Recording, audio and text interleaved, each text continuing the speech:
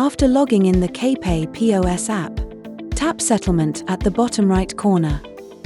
You can check the settlement statement of the day.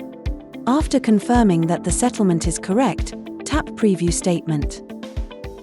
Review the statement once again, and tap Print and log out.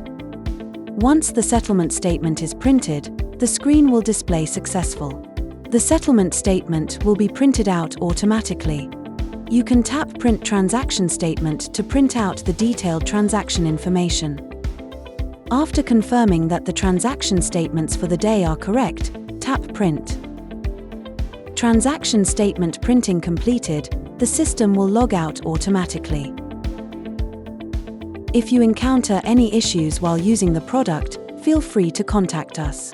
Our customer service team will assist you in resolving any difficulties as soon as possible.